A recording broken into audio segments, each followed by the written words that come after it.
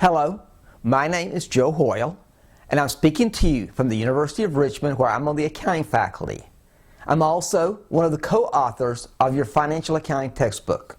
And now we are getting ready to look at Chapter 3. Chapter 3 is all about financial statements. There has to be a way that financial information can be delivered to those people who want to know about an organization. The primary way that the information is delivered is through financial statements. If you go to the internet and you look up a publicly traded company, you can probably find the financial statements for the most recent time period. This is the way that organizations provide you with the information that you need to become a good decision maker. So it's vitally important that you learn what that information means. And we introduce those financial statements here in Chapter 3. The financial statements are typically made up of 4 different statements as well as extensive footnote disclosure. The financial statements are the income statement, the statement of retained earnings, which is sometimes a statement of stockholders' equity, balance sheet, and statement of cash flows. And then again, as I mentioned, the disclosures to explain and clarify any of those numbers. Let's start by looking at the income statement. The income statement reports the organization's revenues and expenses for the most recent time period. In the previous chapter, we defined revenues and expenses. Is that all that's on an income statement? Well, it typically will also have gains and losses. Now, let's distinguish between the two. A revenue is an inflow of a net asset from selling a good or a service from the primary operations of the business. A gain or a loss is where you sell something, but it's not part of your primary operation. If you're running a pizza business and you sell pizza, that's revenue. If you sell salad, that's a revenue. But if you sell a delivery truck, that's not part of the primary operation. That's not what you do every day. If you sell it and get a gain, that of course is reported as a gain. If you lose money, that's a loss. So what you will find on an income statement are revenues, expenses, but also gains and losses. In this chapter, we introduce one particular expense that's particularly important and sometimes misunderstood. And that's the cost of goods sold. That's an expense.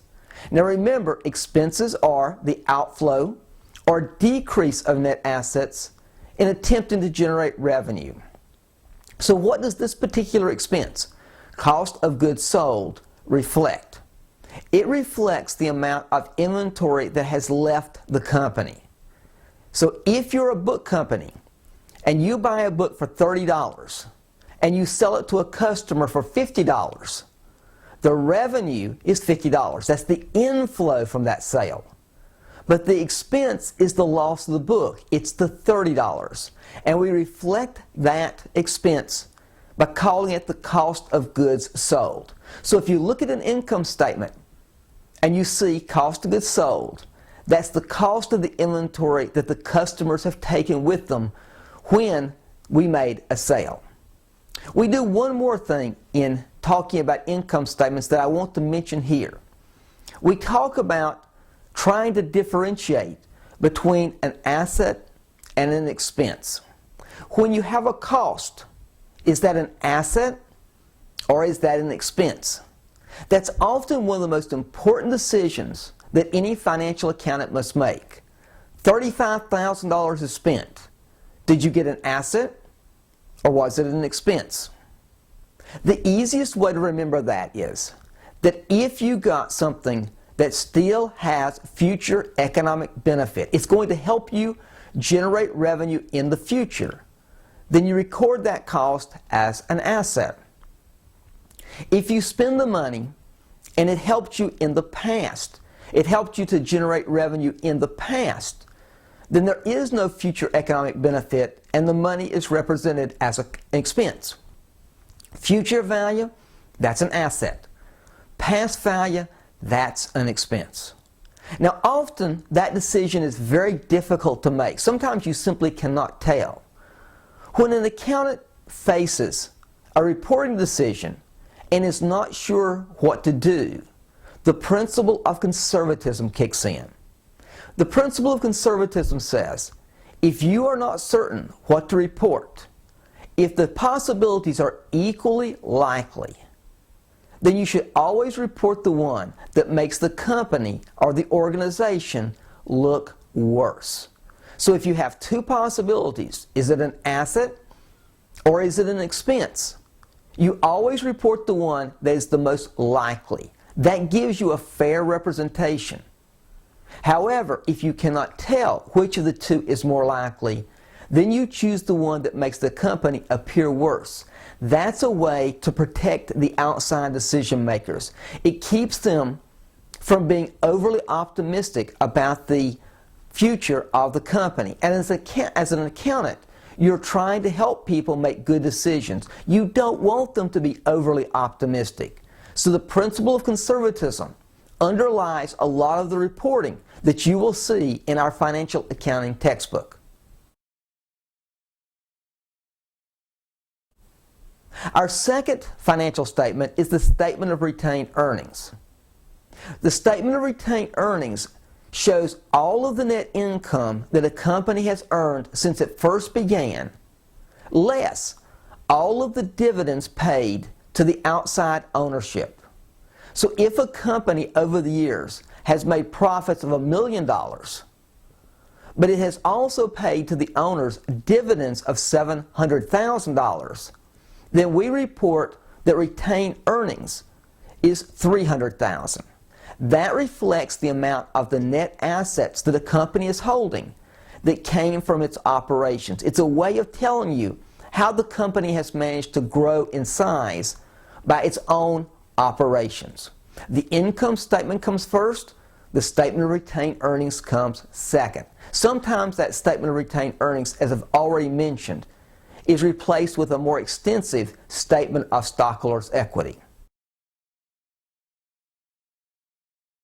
The third financial statement is the balance sheet. The balance sheet reports all of the assets, all of those probable future economic benefits, the land, the building, the equipment, the patents, the cash, the inventory. You can see why outside decision makers would find the balance sheet interesting. It tells you what is owned or controlled by that organization.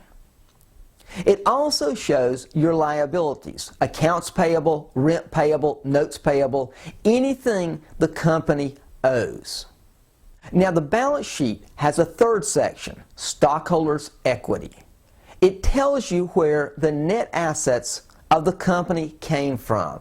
Now remember, the net assets are the assets minus the liabilities. So if a company has $10 million in assets and $6 million in liabilities, its net assets are $4 million. Where did the company get that $4 million? It doesn't come from Santa Claus. Where does it come from? That's an important piece of information.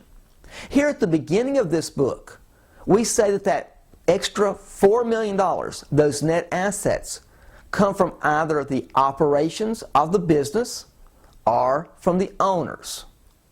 The amount that comes from the owners is referred to as contributed capital.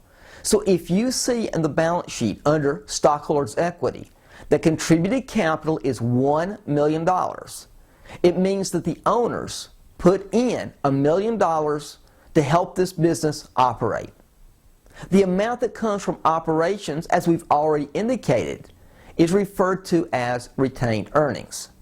So if you see the contributed capital is $1 million, but retained earnings is $3 million, then $1 million of the net assets came from the owners, but $3 million came from the operations of that business.